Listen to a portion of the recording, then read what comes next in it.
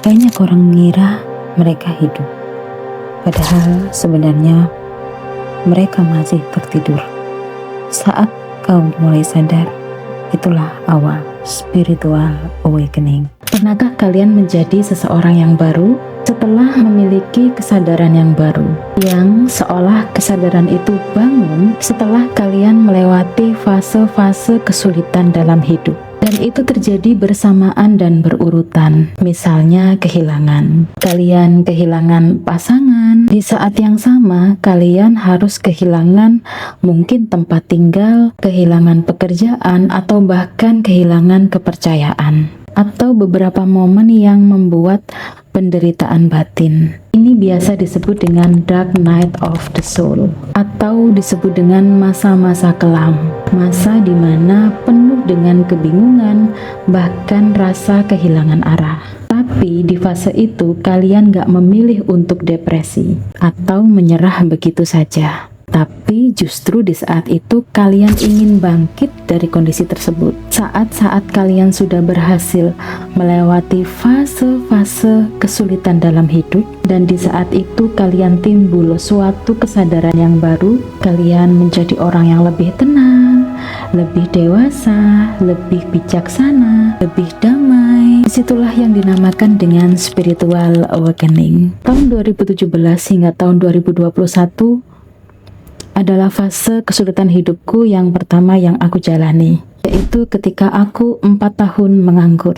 Aku jobless, aku hidup sebatang kara, dan seolah semuanya gagal dari sisi keluarga, dari sisi pekerjaan, dan dari sisi percintaan. Saat kalian mengalami fase kesulitan hidup, tidak dipungkiri terkadang kalian juga akan dijauhi oleh teman, dijauhi lingkungan, dijauhi keluarga, atau bahkan dijauhi oleh pasangan. Di awal tahun 2022, aku berhasil mendapatkan pekerjaan di level manajerial tanpa suatu jenjang karir yang harus aku lalui. Banyak orang menyebutnya itu dengan quantum jump, atau loncatan yang sangat besar di dalam kehidupan, dari suatu energi level ke level yang lain, dari energi level seorang pengangguran ke energi level seorang leader, bahkan yaitu suatu perubahan besar yang mendadak dan signifikan dalam hidup. Ini adalah penjelasan yang lebih sederhana dari spiritual awakening, di mana seseorang tiba-tiba dapat pencerahan atau mendapatkan kesadaran yang baru, yang pencerahan itu didapat setelah ia melewati fase-fase kesulitan dalam hidup, atau didapat setelah ia melakukan meditasi, atau bahkan didapat setelah ia mengalami suatu momen yang wow di dalam kehidupan, atau suatu pengalaman yang traumatis. Sehingga setelah ia mendapatkan pencerahan atau kesadaran yang baru, hidupnya menjadi berubah total dan bisa berubah menjadi versi dirinya yang lebih baik. So, buat teman-teman sekarang yang sedang menjalani fase kesulitan dalam hidup yang bertubi-tubi, ada saran terbaik dari saya. Jangan melawan arus kehidupan.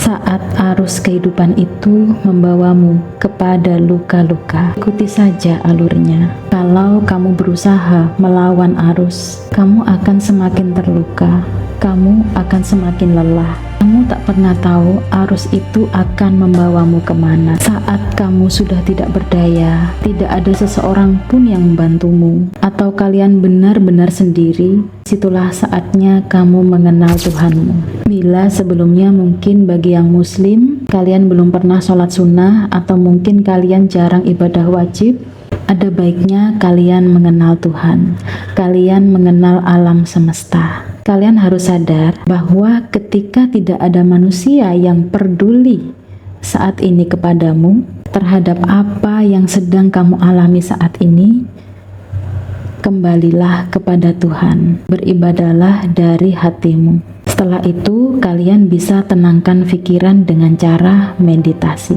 Aku nggak tahu kak gimana caranya meditasi. Meditasi itu bisa simpel. Caranya adalah kalian duduk dengan tenang dan pejamkan mata. kalian fokus kepada pernafasan. Walaupun mungkin pikiran kalian kemana-mana, it's normal. Kalian bisa kembali fokus ke hidung kalian, ke pernafasan. Berapa lama yang baik untuk kita bermeditasi? Sebisanya teman-teman. Aku pernah melakukan secara singkat, yaitu selama 2 menit aja. Dan itu rasanya rileks banget, cerah banget di mata. Gak hanya mata kita yang cerah, tapi juga pikiran dan hati kita ikut cerah. Oh iya, bonus tips. Ketika kalian sedang bermeditasi dan fokus kepada pernafasan, kalian bisa sekaligus bermanifestasi. Kalian bisa afirmasi dan juga visualisasi. Aku beri contoh ya. Hari ini adalah hari yang berkah untukku. Hari ini adalah hari rezeki untukku.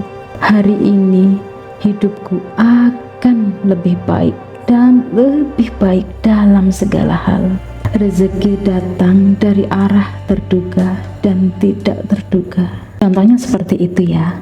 Jika kalian sudah tenang dalam menghadapi kesendirian dan ujian dalam hidup, kalian juga sudah mendekat kepada Tuhan, juga kalian bermeditasi, disitulah titik kalian proses menjalani spiritual awakening atau mendapatkan pencerahan hidup yang baru.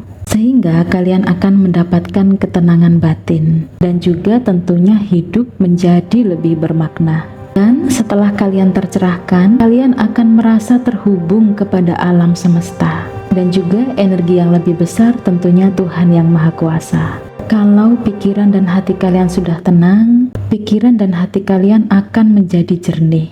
Saat air itu jernih, disitulah segala sesuatu yang akan terlihat dengan jelas. Begitulah juga dengan hati dan pikiran kita. Kalau hati dan pikiran kita sudah jernih, disitulah kalian akan bisa melihat dengan jelas bahwa sebenarnya kehidupan itu seperti bagaimana. Kalian juga akan dapat petunjuk. Dan tentunya kalian akan mendapatkan kesadaran yang baru tentang hidup. Itulah proses spiritual awakening. Tidak banyak orang mampu melewati fase-fase kesulitan dalam hidup, atau biasa disebut dengan dark night of the soul. Tapi sekali lagi, kamu tidak akan pernah tahu kemana arus kehidupan akan membawamu. Kamu tidak akan pernah tahu bagaimana rencana Tuhan. Dark night of the soul atau masa-masa kelam itu sebenarnya bukan membuatmu untuk jatuh pada kehidupan, tetapi itu adalah waktu untuk kamu diriset menjadi nol. Kamu tidak gagal, kamu sedang dibentuk. Sehingga benar, apa yang menurut kita di mata manusia itu tidak baik, itu belum tentu tidak baik dari sisi Tuhan. Kalian gak akan pernah tahu rencana baik dari Tuhan. Kalau dulu aku melawan arus, tidak terima dengan keadaan, menyesali, meratapi, atau memasukkan kalimat-kalimat negatif dari lingkungan sekitar, seperti kamu pengangguran, kamu gak jadi orang, dijauhi dan dimusuhi oleh lingkungan yang toksik, juga disakiti oleh pasangan, alih-alih sakit hati dan meratapi nasib. Justru di saat itu I accept, aku menerima segala sesuatu yang terjadi. Karena kalian harus ingat bahwa yang terjadi saat ini memanglah harus terjadi. Yang kamu butuhkan hanyalah melewati dan menjalani itu semua.